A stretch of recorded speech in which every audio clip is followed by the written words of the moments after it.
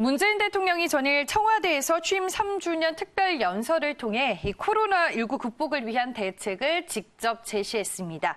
세계 경제는 물론 우리 경제도 전례 없는 위기 상황에 놓여 있는 만큼 정부의 모든 역량을 집중해 이 멈춰선 경제 상황을 극복하겠다라는 각오를 내비쳤습니다. 주요 내용들 오늘 이 시간을 통해 정리해 보겠습니다. 이종근 시사평론가 나와 계십니다. 안녕하세요. 네, 안녕하십니까. 네, 문재인 대통령이 취임 3주년을 맞은 특별 연설이 전일 있었습니다. 일단은 뭐 전반적으로 경제 회생에 대해서 뭐 많은 강조를 했는데 경제 회복이 결국에는 현 정부의 가장 큰 과제인가요? 네, 그렇습니다. 취임 3주년 연설이잖아요. 그러면 취임 1주년, 2주년 연설 때와 비교했을 때 사실 이 취임 연설이란 건 한 정부 또는 한 정권의 뭐 경제, 사회, 뭐 모든 분야를 다 망라해서 돼야 되는 어떤 부분 아닙니까? 이제 3주년이니까 2년 동안 무엇을 잘했고 앞으로 남은 2년 동안 무엇을 하겠다. 그런데 지금까지 강조해오신 부분들, 남북 문제라든지 대일 문제라든지 또 계속 강조했던 포용 성장이라든지 이런 언급들이 거의 없었어요. 남북 문제도 사실 한 문단에 불과했어요. 그러면 어떤 내용들이 채워졌냐면 뭐 경제라는 언급만 22번, 매일경제가 오늘 아침에 보도한 내용에 따르면 위기라는 표현을 19번, 선도라는 표현을 11번을 언급하셨습니다. 즉 거의 전 내용을 이번 취임 3주년의 내용을 코로나19로 인한 위기 어떻게 극복할 것인가, 그리고 앞으로 닥쳐올 세계 경제의 위기, 우리 경제가 어떻게 대처를 하고 어떻게 하면 이끌 수 있는가, 여기에 거의 모든 것들을 다 집중했다, 이렇게 말씀드릴 수가 있겠고요. 내용 자체는 사실 이제 경제 위협, 그러니까 뭐 자국 중심주의가 확대되고 또는 세계화 분업 체계가 이렇게 완전히 망가지는 그런 상황 속에서 우리가 선도해야 된다.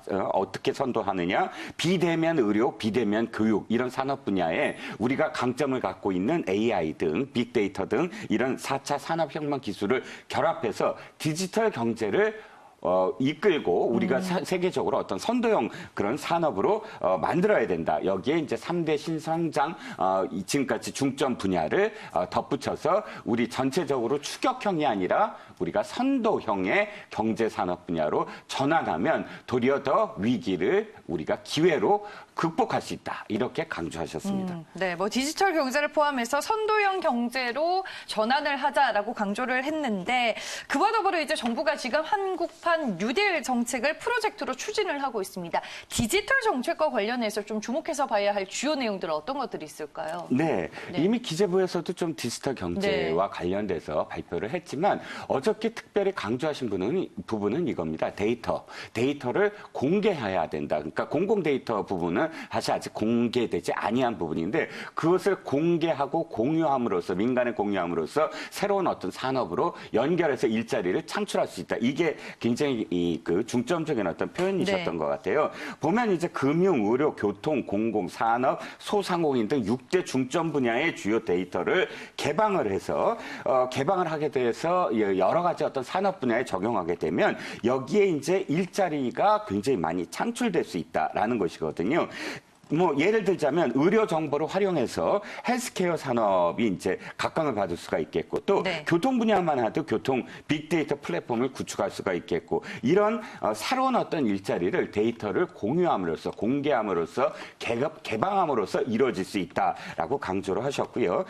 그래서 이제 데이터 인프라 구축을 국가적 산업으로 추진하겠다라고 선언을 했습니다. 여기에 좀 덧붙인다면 이 지금까지의 SOC 기반 산업 있지 않습니까? 이 SOC 기반 산업, 노후된 SOC 기반 시설에 디지털 기술을 결합한다면 여기에 또 다른 어떤 일자리를 창출할 수 있다. 즉, 이 종합적으로 디지털 경제로서의 어떤 밑그림을 어저께 좀 보여주셨다라고 할 수가 있겠습니다. 네, 지금 그야말로 이제 디지털로 위기를 타개하자 뭐 이렇게 강조를 하고 있는데, 특히나 이번에 코로나19 사태를 계기로 뭐 교육이라든지 유통 분야는 비대면 산업으로 전환이 또 가파르게 진행이 되고 있습니다.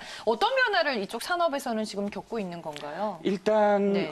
현재까지 아직 등교를 하지 않고 있습니다. 네. 그래서 원격 수업을 하고 있는데 우리가 초반에 원격 수업에 굉장히 큰 문제가 많이 있다는 걸 공유하지 않았습니까? 보통 원격 수업이라든지 온라인 수업은 사교육에서 이루어졌지만 이제는 공교육 영역에서도 원격 수업이 자리를 잡고 있는데 이거예요. 문제는 맞춤형이 필요하다. 즉 학습 진도가 전혀 다른 학생들에게 똑같은 내용을 일률적으로 이렇게 주입한다면 그 전혀 효과가 없잖아요.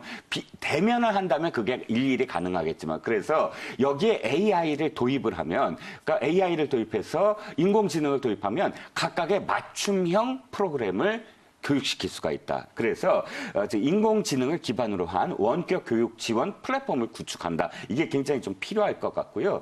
원격 의료 이번에 굉장히 많이 절실하게 필요한 네. 거예요. 왜냐하면 이 의료진들이 사실상 확진자라든지 혹은 중증 환자들과 접촉을 했을 때 의료진들이 제일 먼저 사실 전염될 가능성이 크잖아요. 네. 그러니까 원격 진료에 대한 필요성이 큰데 우리나라는 원격 의료 사업이 지금 규제가 너무나 심합니다. 특히나 집권 여당이 수년 전부터 반대해온 부분이에요. 그러니까 이 의료 분야의 공공 영역을 강조해 오다 보니까 그런데 어저께 특별히 대통령이 언급을 했어요. 이 분야는 우리가 추진해야만 한다. 그렇기 때문에 상당히 많은 부분에서 이 원격 의료 분야가 앞으로 진전될 것이다라고 이제 예상이 가능하고요.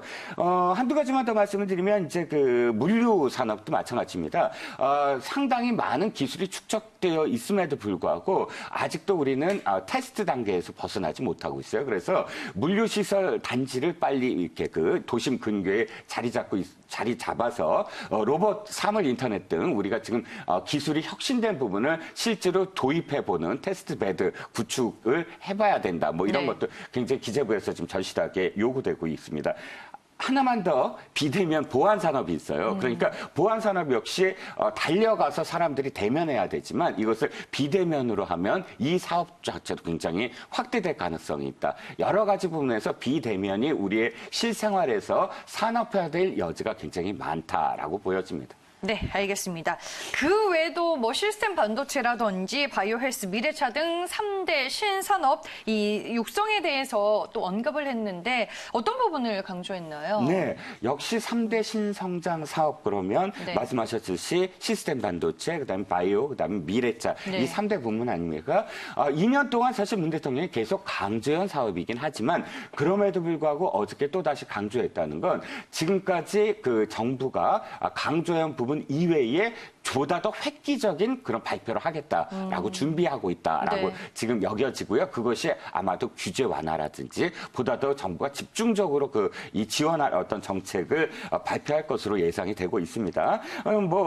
지금까지 계속 강조를 하셨지만 어쨌든 시스템 반도체 산업이 우리가 육성이 되어야 진정으로 반도체 강국으로 이렇게 우뚝 설 수 있다라든지 네. 블록버스터급 신약이 멀지 않아 이제 이 발표될 것이라든지 또는 미래차 세계 최초 또는 세계 최고가 될 것이다. 문 대통령이 늘 강조해왔던 어떤 부분들이거든요. 그렇기 때문에 지금 기업들이 기다리고 있는 건 이렇게 강조를 하셨으니까 정부가 보다 더 남은 임기 동안 어떤 방식으로 지원을 해줄 것인가 이것도 좀 초점이 가는 어떤 대목입니다. 네, 알겠습니다. 그리고 이제 리쇼어링에도 강력하게 드라이브를 걸고 있습니다. 저희가 이 시간을 통해서 이 부분에 대해서도 한번 그렇죠. 짚었던 적이 그렇죠, 있는데 현 글로벌 속에서 우리 기업들을 위한 이제 정부의 뒷받침 정책들은 어떻게 봐야 할까요? 대통령께서 어저께 언급하신 부분만 하더라도 굉장히 이 부분은 많이 언급했어요. 네. 대한민국은 가장 안전하고 투명한 생산 기지다. 이번에 입증을 했다라는 거예요. 그러니까 지금까지는 왜 해외에 갔냐면 이 인건비, 값싼 인건비 때문에 해외에 갔지만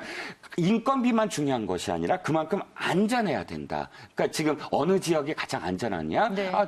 전 세계에서 우리나라가 참 안전하니까 안심 투자처를 선호하기 때문에 바로 이 굉장히 많은 부분에서 돌아올 수 있다는 것이고요. 실제로 이 해외에 나간 그런 생산 기지 중에 5.6%만 돌아오더라도 리쇼링 되더라도 약 13만 개의 일자리가 창출된다고 합니다. 그러기 위해서는 산업계에서는 계속 지금 요구하는 게 이겁니다. 일단 해외 트럼프라든지 혹은 일본, 미국 전부 다 리쇼링을 위해서 정부가 엄청나게 많은 지원을 하는데 그중에 가장 큰 것이 세제 혜택, 그다음에 규제 완화거든요.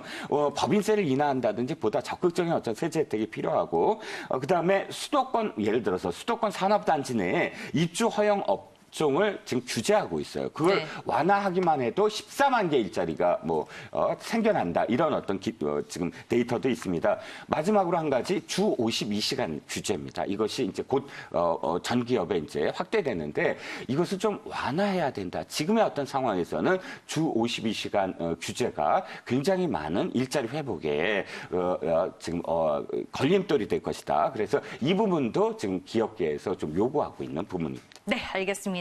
문재인 대통령의 3주년 특별 연설을 통해서 저희가 포스트 코로나 시대 구상 내용을 오늘 이 시간을 통해 정리를 해봤고요. 이종근 시사평론가와 함께했습니다. 오늘 말씀 고맙습니다.